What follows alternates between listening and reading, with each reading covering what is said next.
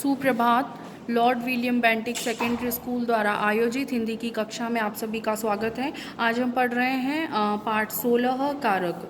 निम्नलिखित वाक्यों को ध्यान से पढ़िए।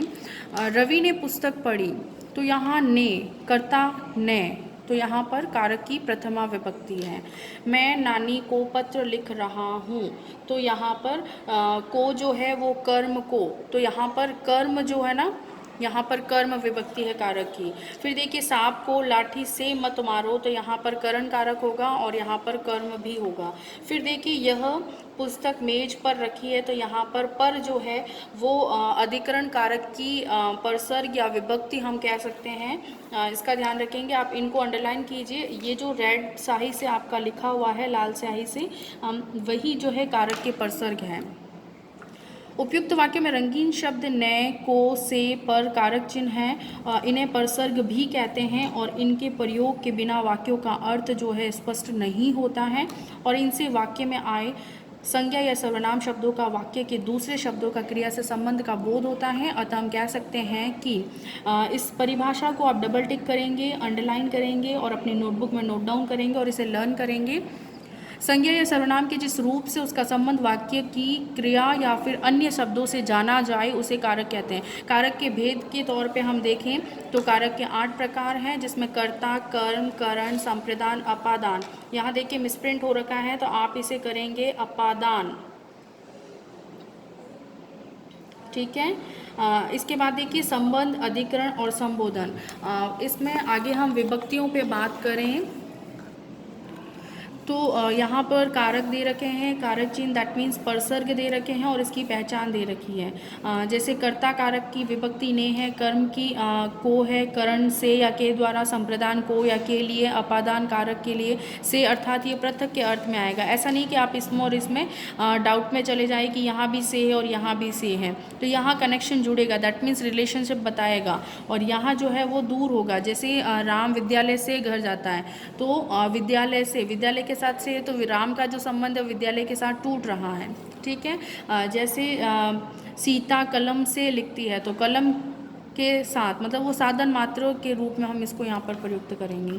संबंध में का, के, की, अधिकरण कारक में मैं और पर, संबोधन में हे और अरे। देखिए ये पहचान है कि यदि आपको इन कारकों का पता लगाना है कि इस सेंटेंस में कौन सा कारक है, तो इन ये जो ककार ध्वनियाँ यहाँ पर दे रखी हैं, WH वर्ड जिसे हम अंग्रेजी में कहते हैं, हिंदी में उसे ककार ध्वनि कहते हैं, और इन ककार ध्वनियों के माध्यम से ही आप प्रश्न उठा करके इन कारकों का पता लगा सकते हैं।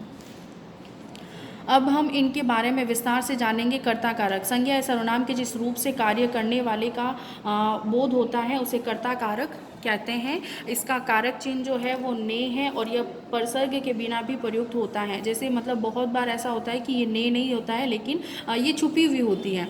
जैसे राम ने पत्र लिखा, तो ने परसर्ग यहाँ परसर्ग सहित है। और जैसे गीता नाच रही है, तो यहाँ पर परसर्ग नहीं है।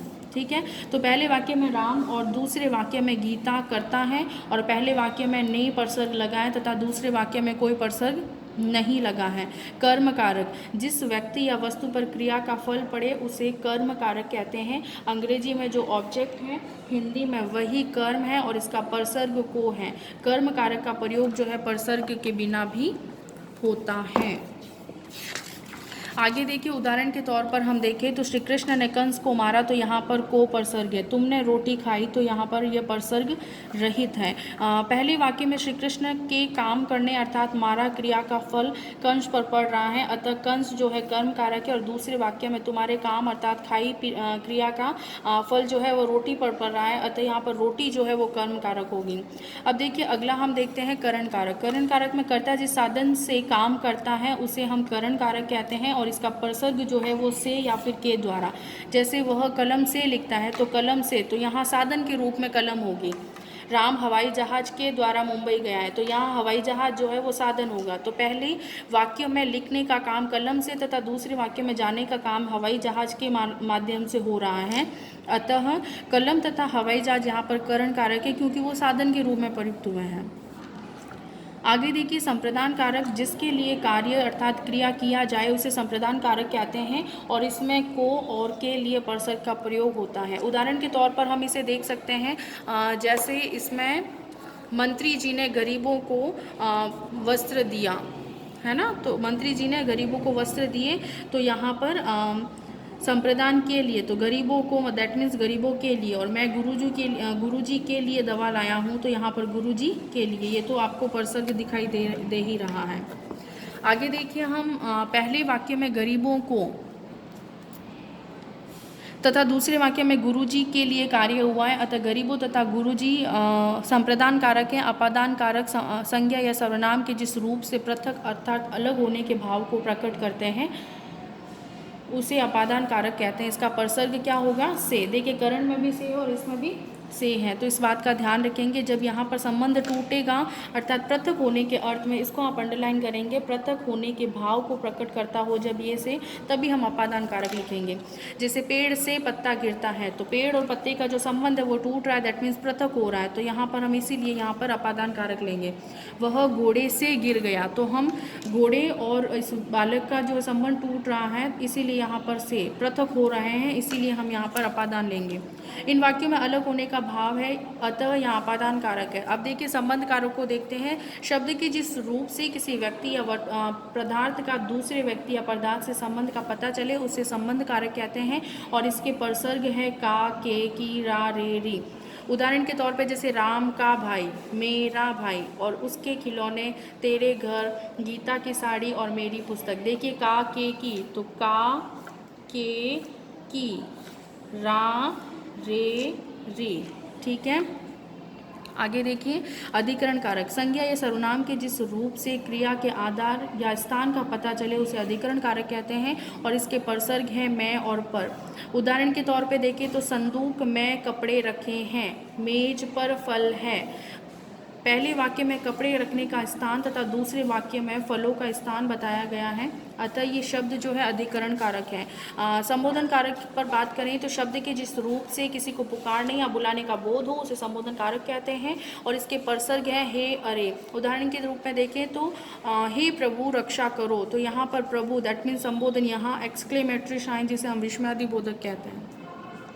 अरे तुम आ गए, ठीक है। तो यहाँ पर संबोधन के लिए ये दोनों शब्द जो है वो यहाँ पर प्रयुक्त हुए हैं। आगे देखिए कर्म कारक और संप्रदान कारक में अंतर। ये अंतर पे प्रश्न आपसे बहुतायत में पूछे जाते हैं, इन्हीं को आप ध्यान रखिएगा। कर्म कारक और संप्रदान कारक में अंतर। इन दोनों ही कारकों में को परसर्ग का प्रयोग होता है। संप्रदान कारक में देने का भाव होता है, इसको अंडरलाइन करेंगे और ध्यान रखेंगे। जबकि कर्म कारक में कर्म का क्रिया पर फल पड़ता है, ठीक है। उसने भिखारी को रोटी दी तो यहाँ पर संप्रदान होगा, और उसने भिखारी को बुलाया तो यहाँ पर कर्म होगा। देने का जहाँ भाव हो, मतलब रोटी जो है वो दे रहा है तो देने का भाव है, इसीलिए संप्रदान है। करण कारक और अपादान कारक में क्या अंतर है? इन दोनों कारकों में से परसर्ग का प्रयोग होता है, ये पहले ही मैं क्लियर कर चुकी हूँ। और जहाँ से साधन के अर्थ में आए वहाँ करण कारक तथा जहाँ से अलग होने के अर्थ में आए वहाँ अपादान कारक होता है। जैसे वह कलम से लिखता है तो करण कारक, और रवि साइकिल से गिर पड़ा तो अपादान कारक। कारकों के संबंध में ध्यान रखने योग्य बातें हैं। कर्म कारक में विभक्ति चिन्ह को का प्रयोग प्राणीवाचक कर्म के साथ होता है और अप्राणीवाचक के साथ प्राय नहीं होता है। जैसे अशुद्ध वाक्य को देखें तो मैंने पत्र को लिखा, और शुद्ध वाक्य देखें तो मैंने पत्र लिखा। हमने पुस्तक को पढ़ा, ये अशुद्ध वाक्य है और इसमें शुद्ध हो जाएगा हमने पुस्तक पढ़ी। तो करण कारक के विभक्ति से का प्रयोग, करण कारक के विभक्ति से ये परसर्ग है। करण कारक का प्रयोग कारण का बोध कराने के लिए भी होता है। जैसे बूढ़ा आदमी है जैसे मर गया, तो यहाँ पर ये से जो आ रहा है ना वो करण कारक होगा, इसका विशेष तौर पे ध्यान रखेंगे।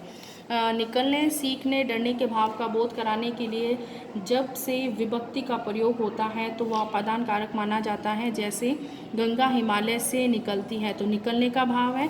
रवि विवेक से लंबा है तो यहाँ तुलना का भाव है। और हिरण जो है शेर से डर गया तो यहाँ पर डरने का भाव है, इसीलिए यहाँ पर अपादान कारक माना जाएगा। और आगे पेज नंबर 129 पर हमने सीखा जो मुख्य बिंदु दे रखे हैं, आप उनको पढ़ेंगे, उनको लर्न करेंगे और अपनी नोटबुक में नोट डाउन करेंगे। धन्यवाद।